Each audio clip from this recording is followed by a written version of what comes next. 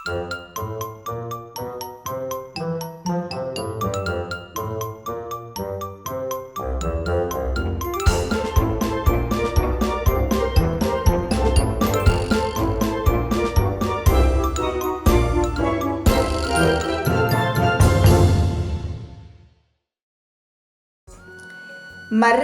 మాటలు.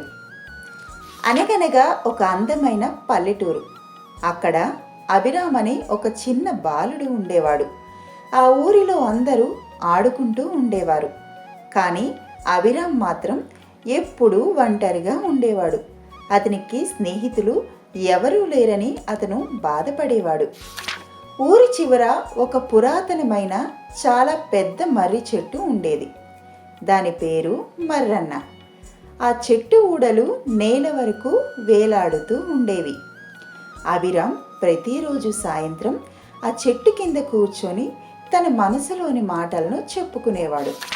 ఒక రాత్రి వెన్నెల కాంతిలో అభిరామ్ ఆ చెట్టు కింద కూర్చొని ఉండగా ఒక వింత జరిగింది. మర్రన్న మెల్లగా గాలిలో ఊగుతూ మాట్లాడటం మొదలుపెట్టాడు. ఎందుకు విచారంగా ఉన్నావు అభిరామ్ అని ఆ చెట్టు అడిగింది. అభిరామ్ మొదట భయపడ్డాడు. కానీ మర్రన్న గొంతు చాలా తీయగా ప్రేమగా ఉంది. నాతో ఎవరూ ఆడుకోరు, నాకు స్నేహితులు లేరు మర్రన్న అని అభిరామ్ తన బాధని చెప్పాడు.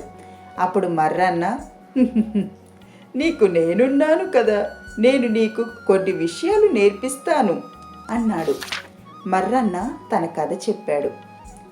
నేను కూడా ఒకప్పుడు చిన్న విత్తనంలా ఉండేవాడిని. ఎన్నో ఏళ్ల పాటు ఎండను వానను భరిస్తూ ఓపికగా పెరిగాను.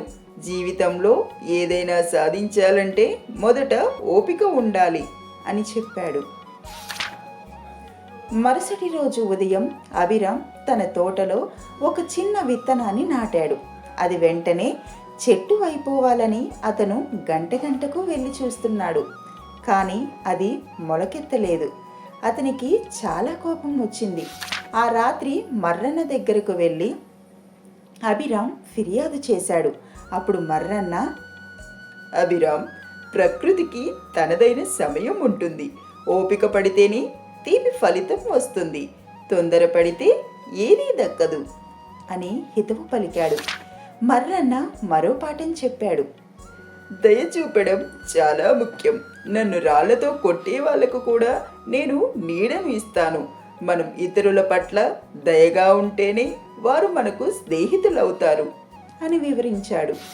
మరుసటి రోజు అభిరామ్ తన దగ్గర ఉన్న మిఠాయిలను ఊరిలోని ఇతర పిల్లలకు పంచాడు. ఎవరైనా పడిపోతే వెళ్ళి లేవనెత్తాడు. అందరితో ఎంతో ప్రేమగా మాట్లాడటం మొదలుపెట్టాడు. మెల్లగా పిల్లలందరూ అభిరామ్ చుట్టూ చేరారు. ఇప్పుడు అభిరామ్ ఒంటరివాడు కాదు. అతనికి చాలామంది స్నేహితులు ఉన్నారు.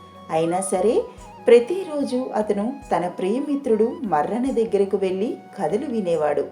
ఓపిక, దయ అనేవి అతని జీవితాన్ని మార్చేశాయి.